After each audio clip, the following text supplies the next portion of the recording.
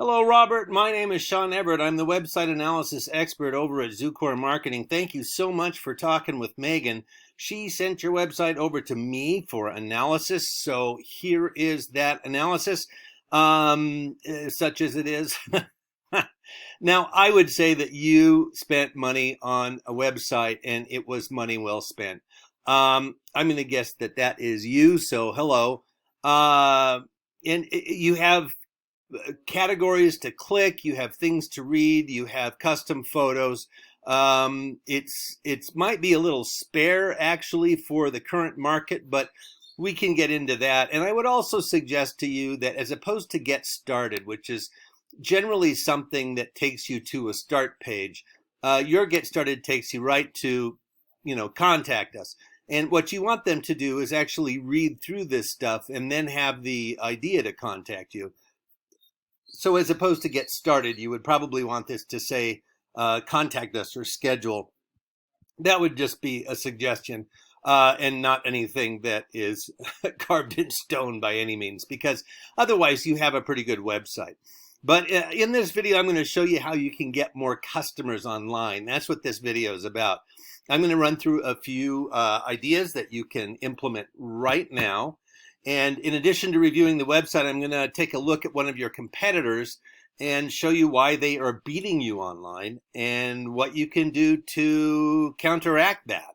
All right, so let's start. Now, first, I have to tell you that I do have a paid tool. Thank goodness.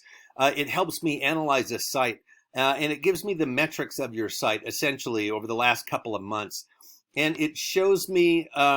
well, you know what? I don't normally start this way, but it shows me that your traffic, in other words, the number of visitors you've had over the last 2 months has been 0 as a result of a Google search. Now, that is not good news. And I'll tell you why, because Google is responsible for about 96% of your traffic. Now, I'm going to show you some information that may seem contradictory, but it's all stuff you can look up yourself in terms of the theories of Google and the practicality of it. If something is responsible for so much of your business online, it would make sense to know how it operates. And most people don't know how Google operates, and that is just it puts you at a disadvantage. Because you want to be able to make use of what Google has to offer in order to increase your website. Because more website means more visitors, and more visitors means more potential for requests for estimates, and more potential for customers, and more potential for money in your pocket. Now, I'm going to explain how Google works as I explain this page here, this page of results. Now, I just did a search for Antelope, California roofer, and the first thing you're going to see are what Google likes to call sponsored. Sponsored means that those are folks who paid to be up at the top, and there's no problem with that. It might be a good strategy for some, especially if you're trying to get your name out there. And the second thing I'm going to show you is that we have something called the map pack, and there you are, right in the middle of the map pack. And I don't know if you know how you got there, but I can tell you, and that is you filled out a Google business profile. And I can see that these other two here have also filled one out. It is likely that not many of your competitors strictly from Antelope, the Antelope Valley have filled out a Google profile well.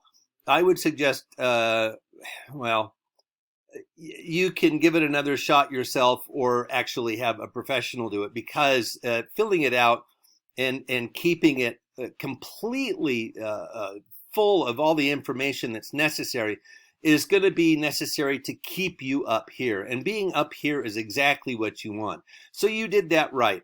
But if one of these other folks down here decides to go and do a Google business profile, you will get knocked out of the top, because I can see you don't have much, you don't have it completely filled out. As you can see, there's a lot of other information that is not contained in yours. Now, the next thing I'm going to show you is underneath this. We call this the map pack, by the way. And the order of this and the order of everything on a Google results page is the result of the Google algorithm. Now, the Google algorithm was developed by Google in order to walk through the internet, grab information, and then decide where things get placed on a Google results page. The Google algorithm is looking for essentially three things. Number one was the map pack. So you did good. You're already there. And by the way, this one above you is sponsored also, so they paid to be in there. But they also filled out a Google business profile, so watch them. Because this is a competition, not just, physically and virtually, but also Googly. Now, the Google algorithm, as I said, is looking for three things. I showed you number one. Number two is content. Content is king over at Google, and I'll tell you why. Because Google wants to make sure that their customers are educated about whatever subject it is that they have put into that Google search box. Now, I'm going to show you. These are the first two actual contractors I find under the map pack. And this is actually the place where things start to get real. It's great to be up here, don't get me wrong, but it's not going to produce the results that being here would be, because for some reason people do not trust the sponsored ones as much, or the map pack as much as they trust what we call the organic search results. Now, I've selected Roof Doctors, and I'm going to call them your your Google competitor for the sake of this analysis. Now, here is their website. And it says that they are Antelope Roof Repair and Replacement. And what that means is that they have a web page devoted to just that. They're not, maybe they have an office in Antelope, but they're a much larger company. And unfortunately, that's what you're competing against on the internet. Now, luckily, their actual website is getting its statistics from wherever they're located in. I don't know if it's Long Beach or Encino. I have no idea. So that is to your advantage. Now, I'm going to show you your website again. I'm going to do something really fast. I'm going to copy and paste your website into this word counter. And the reason I'm doing that is because words are important. That's what the content of Google is. Google is essentially a word-based search. So words are important. Now, the algorithm in general is looking for more wins where an algorithm is concerned. And right now, your competitor has 1,084 words on their phony Antelope page, and you have 432 words. So they are winning in this little foot race that Google has set up. And you can beat them quite readily. I mean, having a web page that's 1,000 words isn't hard. However, what you do want to do is have over 1,500 words. And that's going to take a little bit of just more content on your page. That's all. Like have some of these boxes that you have actually have a link and take them somewhere, or have something larger show up, like you hover over it and a window comes up. Just a little bit more of the explanations that you have here, because it's already taken up 400 and some odd words, so it's not that hard. Now, the next thing I'm going to tell you is that Google wants those 1,500 words, and the reason is they have determined that 1,500 is the least number of words you can use in order to educate their customers on that little thing they typed in the box. Now, I will also say that all words are not the same. Google is looking for specific words, so you can't type the word donut on your site, like 1,500 times. It won't help because Google is actually looking for keywords. Now, keywords are actually little phrases that are from a variety of, just about three main sources. Let's say that. They're from your industry, and Google knows not what your industry is, but it knows your website and your competitors' websites, because you all come up in a Google search. And the reason you all come up is because you share keywords, key phrases. Now, the other place that the keywords come from is the communities that you serve, and the other place they come from is Google searches. So you want to have keywords that are well, more than your competitor. You have 0 currently. Your competitor has 10,500. But remember, some of these are coming from the communities I serve. I'm going to show you what they have here. Free roof inspection, roof repair LA, roof doctor Sacramento. See, it's LA, Sacramento. How long does a shingle roof last? Leak in ceiling, who to call, roof venting options. So you see, a lot of these are just about your, because I've never used those 3 words in a sentence in my life, roof venting options. I've never said that. So clearly that's part of your industry.